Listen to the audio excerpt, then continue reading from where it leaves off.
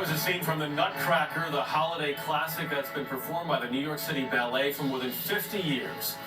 But this year, the timeless production actually features something new. Elaine Quijano is here with a story. Elaine, good morning. Good morning. 11-year-old Charlotte Nebres is the first black dancer to win the coveted role of Marie, the young heroine of the Nutcracker story. And her story is just one example of the changing face of the world of classical dance. Each year, students from the famed School of American Ballet star in this annual presentation of the Nutcracker. The school was founded by world-renowned choreographer George Balanchine in 1934 as a place to nurture young talent who could then move on to the elite stage of the New York City Ballet. But for dancers of color, getting there often meant encountering invisible barriers. When you are a minority in any environment, there's an added struggle. Aisha Ash attended the school in the 1990s and performed with the New York City Ballet for more than 7 years. She says it was sometimes the small things, like not having proper hair products or stage makeup, that sent a message about whether she truly belonged. I remember the girls I got in with, were given many different palettes and things to choose from. And, I sort of got a lipstick and that was pretty much it. And maybe a powder. It was like, I don't really have much for you. They didn't have anything with your skin tone. With my skin tone. These things, they're not said maliciously. That just was the art. But you just sort of feel yourself drifting more and more weight and feeling more and more separate than everyone else. Think about your shoulders and lift. Ash now sits on the diversity committee at the School of American Ballet, and her experiences have helped pave the way for this moment. 11-year-old Charlotte Nebres, whose grandparents hail from Trinidad in the Philippines, soaring on center stage at Lincoln Center, the first black ballerina ever to play the lead role here in the Nutcracker. Since 1954, there's never been a Marie that looks like you. What do you think about that? Well, at first when I found that out, it was a little bit surprising, but then it sunk in that, well, if I'm going to be doing this role and I'm the first person, then I want to make it count. So I really wanted to make it special for everyone in the audience and for the people on stage as well. Charlotte's mother, Danielle, was born and raised in New York City and says it wasn't long ago when this kind of opportunity wouldn't have been possible for her daughter. It's sort of magical for me to see that sort of just hopefulness and just realizing that there is no limit. So I'm sort of learning through her that maybe the way things were aren't what they are any longer. Now, dancers are given makeup and hair products to enhance their features, not alter them. One thing that they made clear to us is that she didn't have to change her hair. Now that she has this big role as Marie, they don't want to change her. They want her as she is. And for, women of color, for black women, that's very important to know that you are enough and you're beautiful as you are and you don't need to change who you are. Plie 1. Sending that message is now a priority for the school. We wanted to open up communication face-to-face between the artistic staff and the dancers to hear their concerns. Former dancer Jonathan Stafford took over as artistic director earlier this year after ballet master-in-chief Peter Martins retired amidst abuse allegations.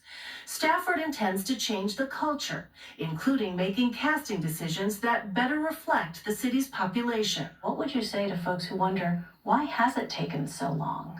Well, they're absolutely right. It has taken too long. Unfortunately, the country we live in, there's been policies and practices that have been codified from a very, very early times and then strengthened over the years that don't allow equal opportunity for every person. And ballet was very much a European art form when it came over to this country. It was based on standards of beauty that were very European and very white. And it just took the dance world and New York City Ballet a long time to first recognize it and then to change it. That also means shaping audience perceptions, something Aisha Ash is trying to do off stage in her Swan Dreams project. It's an ongoing photo essay that includes striking images of her in her hometown of Rochester, New York. While we're trying to create more black ballerinas, we also have to change the perception that those who are coming to the ballet have of women of color. We are multi-dimensional, and we are also soft and graceful and angelic and ethereal, and society needs to see us in that way so that when they come to the ballet and they see that black or brown princess on the stage, it's, well, of course. A mission the School of American Ballet shares. We're in a position to tell people what is beautiful, and we can change people's idea of what is beautiful by what we put on the stage. And that's a responsibility that we take very, very seriously. And by putting some dancers on the stage that our longtime audience goers maybe hadn't seen before, it's going to change people's perception of what ballet is, what a ballet dancer is. For Aisha Ash, it's a full circle moment. It's so nice to meet you, sweetheart. I think less about what it means to me, and I think much more about what it's going to mean to all of those little girls that see her, white and black, that see her and can see themselves and see a chance, see an opportunity. That's huge. What is it that you hope people watching in the audience feel or think about when they see you performing on stage? Well, I want them to feel empowered because you get to see someone like you on stage, and it makes you think, oh, well, maybe I can do that too, because if she did it, then I can. In addition to Charlotte, the other 3 children who play leads in this year's Nutcracker are also multiracial. Jonathan Stafford, the artistic director, says because the available pool of talent is now bigger, those who dance in lead roles truly represent the best in the ballet world today. Yes, Hebe has really done a great job of bringing diversity into the forefront, but I understand Charlotte got another little surprise visit. She did, from her other mentor, Misty Copeland, so this was so fun to watch. She was appointed principal dancer, Misty Copeland was, at another company, the American Ballet Theater, and she was actually in the audience at a recent Nutcracker performance. Charlotte was transfixed the very first time that she saw Misty perform, so this was another full circle moment. Misty congratulated Charlotte on her accomplishment. Oh, it's what Charlotte said at the end there. When you see somebody, we say this so many times, when you see somebody who looks like you doing something, suddenly your mind is open to that possibility. Absolutely, and for audiences too, it's just as important to see a diversity of people on that stage. Thank you, Elaine. Thank you. Yeah. Well, it is a